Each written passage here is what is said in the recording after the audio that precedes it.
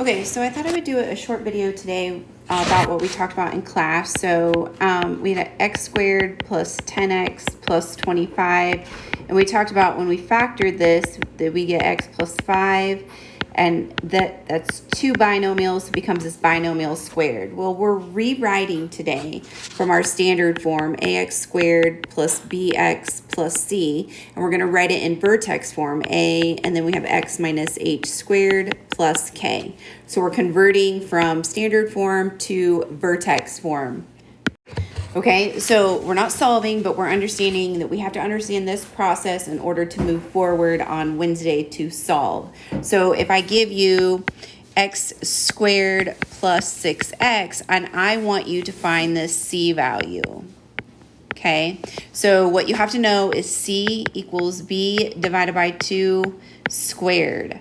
So remember, back from information that we know, a is in front of x squared, b is in front of x, and c is the constant. So our a value is 1 here, our b value is 6, and we're trying to find c. So c equals 6 over 2 squared, and so c equals 3 squared, so c equals 9. And that's important, but it's also important to understand then my binomial squared comes from here, so it's x plus 3 squared, okay?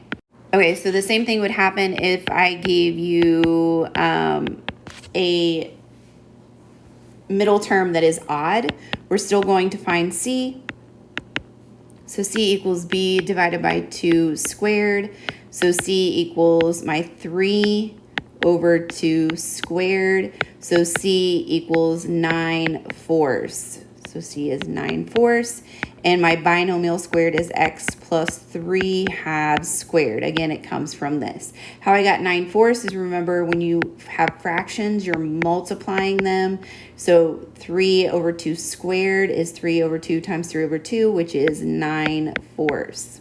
Okay, so then the second part that we talked about is when we have this equal sign. So let's look at that. Okay, so first we're just going to rewrite, okay, in vertex form. So if I give you y equals x squared plus 6x minus 2, we are going to force this right here to be a perfect trinomial. I said in class, remember that a value must be 1. On Wednesday, it's not always going to be 1, so I'll show you how to get rid of that.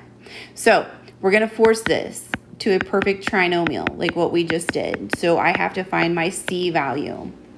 Okay, again, I talked about all of this in class, so I want to make sure that you guys really know how to do this moving forward, because we have PSATs tomorrow, and then we're going to jump right back in on Wednesday. So I need to find my c value. So c, remember, is your b divided by 2 squared. So c equals 6 over 2 squared. So c equals 3 squared. So c equals 9. Remember, I said in class you have to add that 9 to both sides. Then this trinomial becomes my binomial squared, right? It comes from this right here.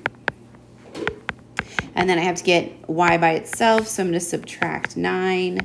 And so we get y equals x plus 3 squared minus 11. Okay, I'm going to do one more and then we'll be done. And again, we have done this in class, so hopefully you took really good notes in class as well. So we have x squared plus, let's do minus. Let's do a minus. I did a minus in class, but we'll just make sure. Plus 1. So again, we're going to force this. Remember, my a value was 1, and it already is. And so I'm going to add my c value. And so I have my y, and I'm going to add my c value over here, right? So we have c equals negative 4 over 2 squared. So c equals negative 2 squared. So c equals 4. And so again, this is my trinomial, so it becomes x minus 2 squared. Again, it comes from here. So add my 1. That's a y. Doesn't look like a y, really, does it? So we have y plus 4. We're going to subtract the 4. So we have y equals x minus 2 squared minus 3. Again, you really need to know how to do this for Wednesday's work. If you don't know how to do this, then you're going to be kind of stuck in this position where